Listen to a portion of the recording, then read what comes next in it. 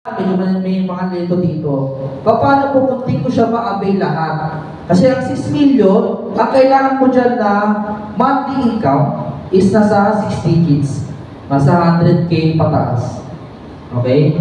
Ngayon, kapag hindi ko naman siya na-consume, na-avail lahat, pwede pa rin. Kasi hindi na tawag tayo ng co-borrower. Okay? So, yung property na isa na kukunin ko is almost 5 million. Ang sahod ko 50,000. So, kung meron kang kaibigan, unahin natin kaibigan, kasintahan, jowa, boyfriend, girlfriend, na nag-exact yung parehas yung inyong sahod, 50-50, so 100,000, pwede nyo pagsamahin yun. Kahit hindi pa kayo kasal. Okay? Kaibigan nga, pwede. Okay? Girlfriend, boyfriend, pwede. At basta napag inyong kapamilya. Okay? So, at sa 6 million na to, kung ako is nakapag-avail na ng property worth 1 million, pwede pa rin po ako mag-avail ng 5 million na property. Basta kaya ng aking income. Okay? So, kaya kasi sinabi dyan, borrow up to 6 million. Okay? So, kahit ilang property man yan, pwede nyo i-avail. Meron kang housing lot, meron kang lote, meron kang kondo. Pwede yun magsabay-sabayin. Basta kaya ng inyong income. Sumunod, meron kami longest payment terms. Wala pong ganyan sa bangko. Kay bangko, hanggang 15 years na. Okay? Medyo ano pa yun, subject for approval pa yun. So sa amin, 30 years garantisado. So pwede nyo naman kung gusto na tatatagal lang kayo sa 30 years. Mga option naman tayo ng 5 years, 10 years, 15, 20, 25. Okay? So mas mahaba kasi, mas maliit yung inyong amortization. Tapos doon sa pagbabayad ng ating housing loan, meron tayong tinatawag na apply for principal, apply for interest. So kung ang amortization mo is 5,000 at meron kong hawak na 10,000 pesos, so pwede ko siya i-advance 2 months. Pero ang laki kasi ng interest ko pwede kong i-apply yung 5,000 na isa for interest para mas lumiliit yung interest ng yung housing. Okay? So yung kaganda si Pag-ibig Housing Loan. So no prepaid penalties. Ibig sabihin po niya, kapag tayo ilang tawa po ng hulog, kaya 3 months na ako din nakapagulog. Meron kami program para ma-waive yung penalties. At babayaran nyo lang po yung amortization. At kagandahan pa doon, yung pagbabayad ng amortization, hindi isang baksakan. Pwede stagger. Kaya 5,000 ako monthly. Okay? So meron akong, pwede akong magulong 7,000.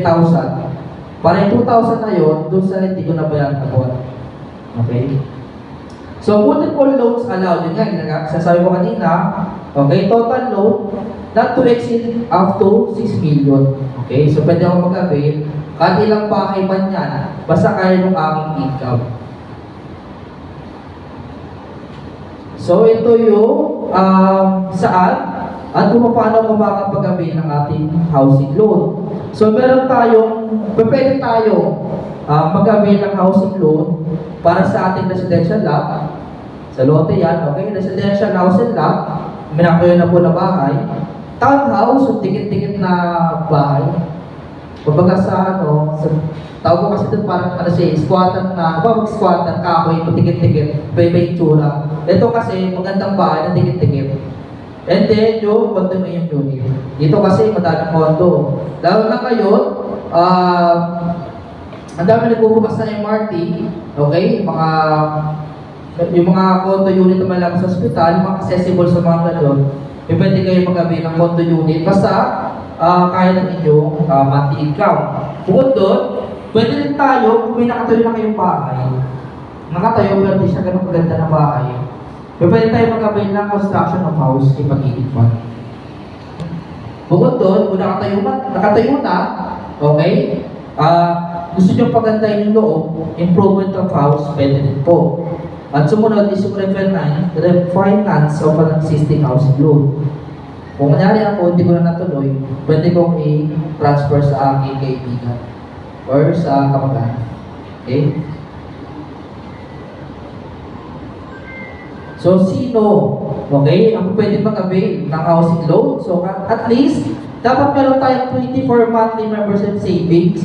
Di lang basta 24 monthly, kailangan updated. Okay? So, kahit di naman siya sunod-sunod, kahit may lang tao, basta 24 months, basta active. Okay? Sumunod sa edad is hanggang 60 lang tayo.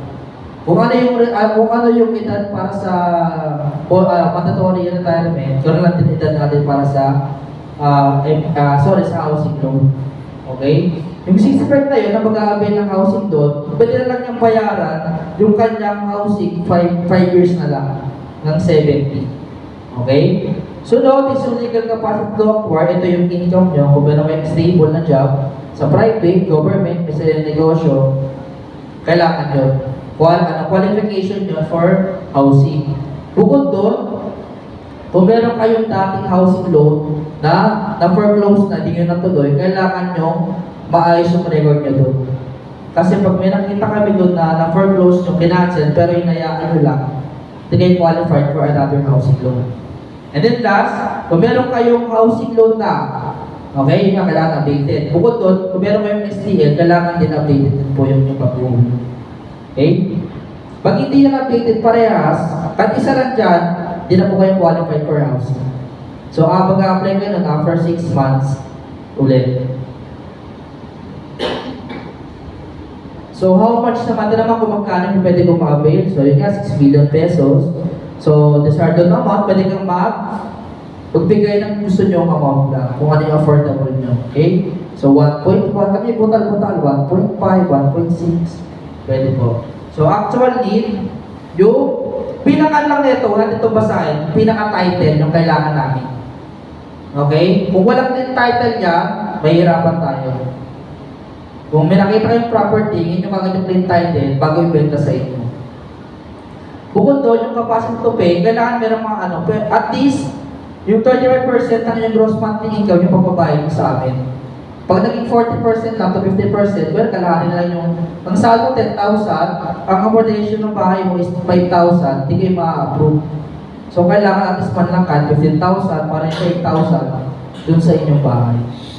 Sumunod is yung loan appraisal value ratio. So, ito naman kasi yung interest ng pera nyo. Okay? Depende naman sa economic rate kasi yan eh. So, depende. So, ito yung ating QR code. Okay? Dito yung ating requirements for housing. Dito rin po yung mga locations, areas, kung saan meron tayong acquired assets na pwedeng i-avail. Kung saan yung property na pwede natin kunin kay Pag-ibig Fund, merong Metro Manila, Rizal, Bulacan, Laguna, Cavite, Batangas, yun. Meron dyan sa ating QR code.